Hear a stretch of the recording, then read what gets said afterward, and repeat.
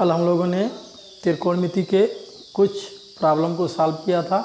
आज हम एक नेक्स्ट टॉपिक को लेकर चलेंगे, कक्षा 10 त्रिकोणमिति का पूरक कोणों के त्रिकोणमितीय अनुपात। क्या टॉपिक है हमारा? हमारा टॉपिक है पूरक कोणों के त्रिकोणमितीय अनुपात।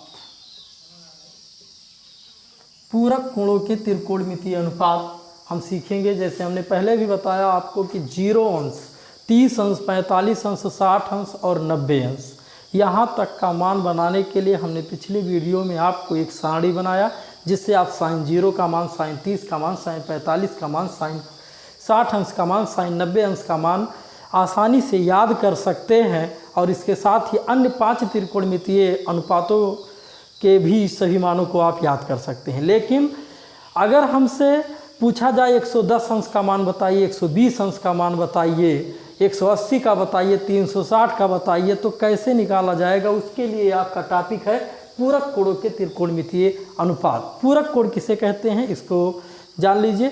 जब दो कोणों का योग 90 अंश होता है, जब दो कोणों का योग 90 अंश होता है, तब हम उसको एक दूसरे का पूरक कोण कहते हैं। जैसे मान लीजिए दो कोण है, एक कोण आपका ए है और एक कोण आपका बी है। इन्हें पूरक कोण कब कहा जाएगा? जब इनका योग क्या होगा?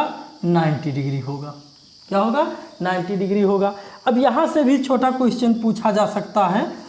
ये छोटे क्लास का क्वेश्चन है, लेकिन आपको जानकारी होना चाहिए। जैसे आपसे पूछ लिया गया कि 50 अंश का पूरक कोण बताओ। ये छोटे क्लास का क्वेश्चन है, लेकिन जानकारी होनी चाहिए। पूछा जाए आपसे 50 अंश का पूरक कोण क्या होगा, तो आप इसको 90 डिग्री में से माइनस कर देंगे तुरंत ही कि 90 में से 50 आप घटाएंगे तो कितना आएगा? 40 आएगा। यानी 50 अंश का जो पूरक कोण होगा वो कितना होगा? 40 होगा। चाहे आप घटा के जाने और चाहे वैसे ही आप जान लीजिए कि 60 का कितना होगा, तो 60 में कितना जोड़ दे कि 90 हो जाएगा, तो जाहिर से आपका आंसर क्या होगा? 30 अंश होगा। यानी कि 60 का पूरक कोण क्या हुआ? 30 अंश हुआ। तो पूरक कोण किसे कहते हैं आपको याद हो गया होगा। जब दो कोणों का योग 90 अंश होता है तो हम उसे पूरक कोण कहते हैं। तो ये तो हमारे छोटे क्लास का है टॉपिक। अब हम देखते हैं कि त्रिकोणमिति में जो है पूरक कोणों का मान कैसे निकाला जाता है। इसको हम एक चतुर्थांश की सहायता से समझेंगे और एक ही बार में आपको जो है सभी मानों को निकालना आ जाएगा। और इसके बाद आप थोड़ा सा प्रैक्टिस कर लेंगे तो आप आसानी से सभी मानों को ज्ञात कर सकते हैं। तो आइए ध्यान देते हैं, थोड़ा सा ध्यान दीजिएगा। एक ही चित्र में आपको सारी जानकारी आपको मिल जाएगी। केवल इसी चित्र को आप ध्यानपूर्वक देखते चलिए बस।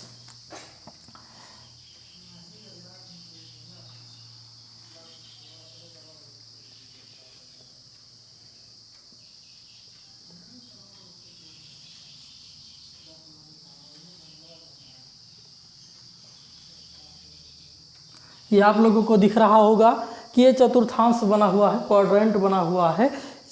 आपको इसमें 4 खाने दिख रहे होंगे साफ साफ, जिसको हम लोग निर्देशांक ज्यामिति वाले अध्याय में चतुर्थांश के नाम से जानते हैं। उसी तरीके से यहाँ पर भी 4 चतुर्थांश आपको बने हैं। ये आपका फर्स्ट चतुर्थांश है, ये आपका सेकंड, ये आपका थर्ड और ये आपका फोर्थ चतुर्थांश है आपका। ठीक है, अब देखिए ध्यानपूर्वक देखते हैं अगर हम, तो यहाँ पर 0 डिग्री, यहाँ पे 0 डिग्री होगा। हम बढ़ेंगे, इससे आगे जाएंगे तो यहाँ पर लंब यानी कि ये 90 डिग्री होगा।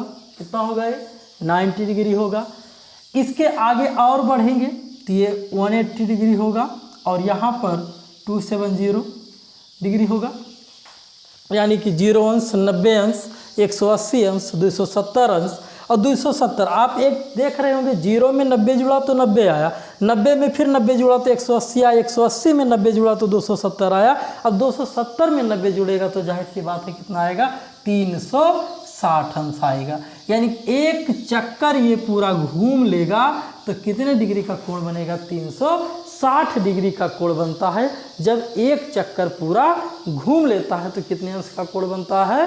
360 अंश का कोण बनता है। और अब देखते हैं आगे। यहाँ तक सबको समझ में आ गया होगा, जाहिर सी बात। ये प्रथम चतुर्थांश, द्वितीय चतुर्थांश, तृतीय चतुर्थांश, चतुर्थ चतुर्थांश है। यहाँ पर 0 डिग्री 360 डिग्री होगा, यहाँ 90 डिग्री होगा, यहाँ 180 डिग्री होगा, यहाँ 270 डिग्री होगा और यहाँ पर पुनः 360 अंश हो जाएगा।